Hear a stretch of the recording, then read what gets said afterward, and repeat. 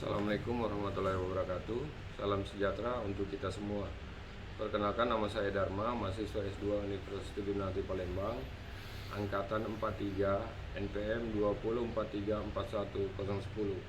Saya akan membawakan materi tentang pengaruh e-commerce dalam kehidupan sehari-hari. E-commerce atau dalam bahasa Indonesia berarti perdagangan elektronik adalah kegiatan promosi, penjualan dan atau pembelian barang dan jasa yang dilakukan melalui media elektronik, baik berupa siaran televisi, internet maupun jaringan komputer lainnya. E-commerce juga dapat melibatkan transfer dana elektronik, pertukaran data elektronik, sistem manajemen inventory otomatis, dan sistem pengumpulan data otomatis.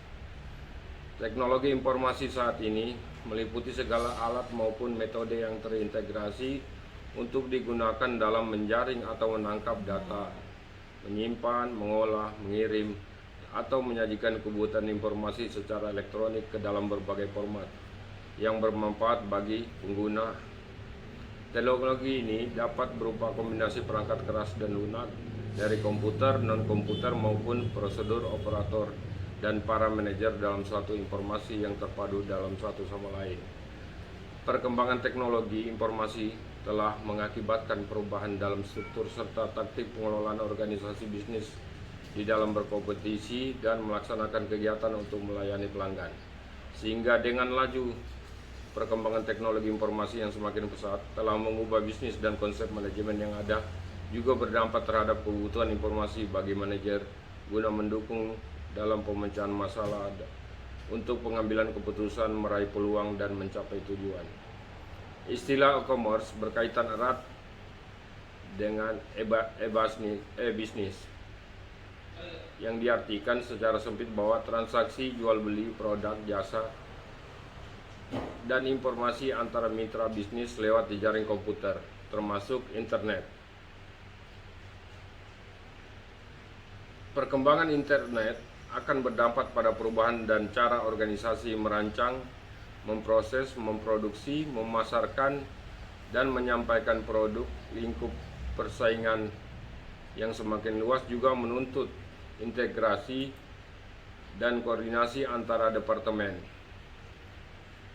Sistem informasi yang terdiri dari pemasaran dan layanan pelanggan serta departemen lainnya beraneka ragam peluang memanfaatkan internet yang dapat dieksploitasi melalui sumber baru untuk informasi pasar atau customized marketing, cara baru menjalin relasi online dan dengan pelanggan dan membangun citra merek, serta peluang baru bagi distribusi, produksi, dan komunikasi pemasaran.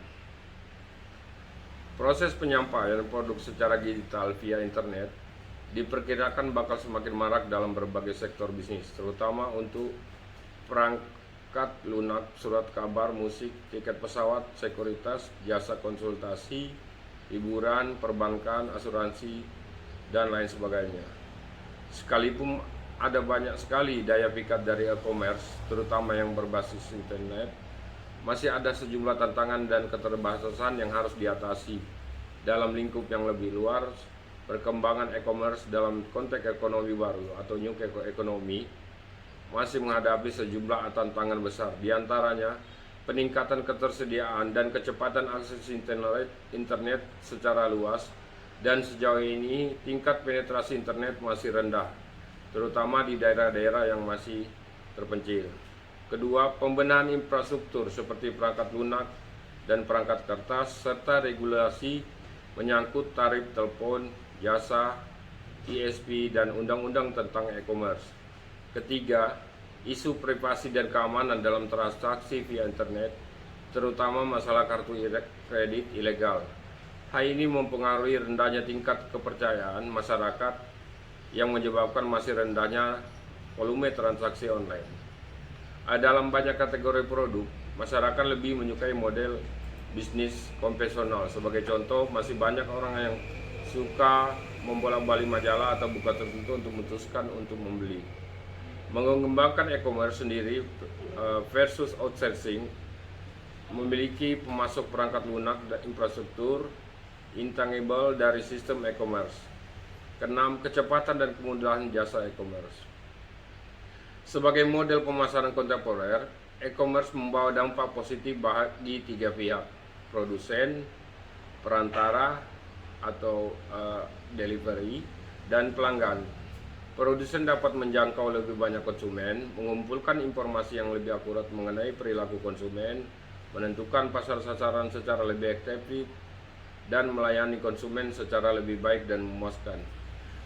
Perantara atau delivery dapat memperoleh komisi dan fee transaksi atas jasa yang bernilai tambah seperti pengumpulan dan analisis informasi, pemrosesan pesanan, dan pembayaran terintegrasi dengan sistem teknologi informasi penjual dan pembeli.